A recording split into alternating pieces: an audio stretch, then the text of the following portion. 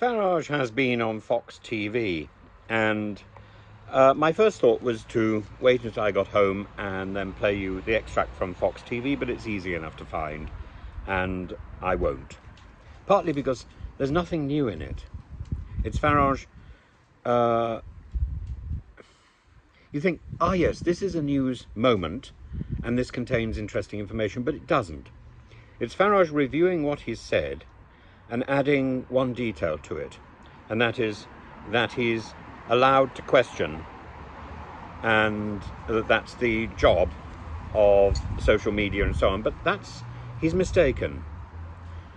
Somebody who is on social media, and that's their platform, that's their thing, yeah, they're allowed to question. Indeed, I can't think of anything better. Somebody who's been elected to Parliament, there is a venue for questioning, and that's Parliament. And with great responsibility, with great power comes great responsibility, the Spider-Man thing. And Farage doesn't seem to have recognised this thing, because in the end, even having been elected to Parliament, he remains an opportunist.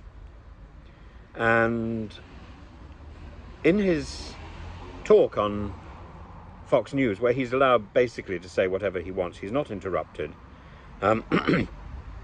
he draws a parallel between the violence in Southport and elsewhere over the last week and the violence and the protests about Black Lives Matter. And he says police were injured, monuments were torn down, and he, that's Starmer, chose to take the knee. Well, the conflation of the events is quite dramatic. The point is, Black Lives Matter was sparked by the death of George Floyd, and Starmer took the knee, so to speak, that curtsy or genuflection made popular by Game of Thrones. He took the knee in response to George Floyd's funeral, I believe, which took place nearly a month after the riots. When there is an event, when there is a situation, when there is a problem, there are multiple solutions. One solution, absolutely wrong, was to riot. Another solution was to respect the person who has been killed. I think taking the knee was about an act of respect, and Starmer wasn't the only one. People in football did it as well. People across the country did it, across the world did it. I think there's room for such gestures. I don't think taking the knee necessarily endorses Black Lives Matter, all the political stuff that goes with Black Lives Matter, which is extreme.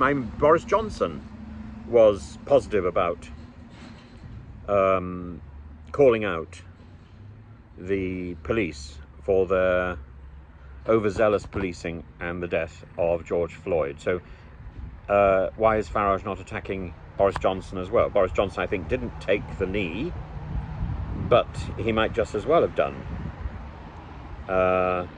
And this is the problem. One gesture is then taken by rather limited individuals to be a support for everything. It's not. A gesture is a gesture. A hand clap is a hand clap, and so on. A genuflection is a genuflection. Is he going to suggest that everybody who belongs to the Catholic Church is endorsing the political movement of Black Lives Matter? I hope not. And it's that rhetorical flourish which that was one of the aspects of his Fox News thing, and the other one is this thing about being free to speak. He's not. He's constrained by his job, and he should be getting on with holding surgeries in Clacton rather than swanning around the world on holiday. And if he's really worried about what's going on, if he were really worried about what's going on, he would have called out for a cessation of these riots immediately, but he didn't, because he saw an opportunity. And then he's also concerned about Starmer's cracking down, and he thinks this represents a cracking down on free speech, particularly the idea that children from the age of 5 are going to be taught critical thinking. Well, I think that's a good thing. Farage, of course, interprets it in a particular way. He suggests that children over the age of 5, are now going to be taught what to think. I don't think that's the aim. The aim is to be taught how to think and to question what people are being told. Farage says that anything that questions authority will be considered inappropriate and possibly dangerous propaganda. In other words, anything that he says will be considered suspect. Well, I think children should be taught that that somebody who is speaking outside Parliament, having been an elected member of Parliament, the things that he says outside Parliament should be treated with a certain amount of suspicion. The Speaker of the House of Parliament has long said that things should be first discussed in Parliament and then perhaps discussed on the media. And maybe Farage should be mindful of that. Maybe Starmer should be mindful of that. Parliament is the space where parliamentarians should do their discussing, where it's properly minuted, properly recorded, and properly discussed in a calm and a mannered atmosphere where there are rules to the discussion. By all means, if you're on social media, raise issues. Farage is concerned, in addition, that swearing will not be allowed, that people can be arrested for swearing. Well, that again is also fine. Bad language should be questioned, but again, it has to be placed in context. And language which might be considered perfectly temperate in one situation may not in another.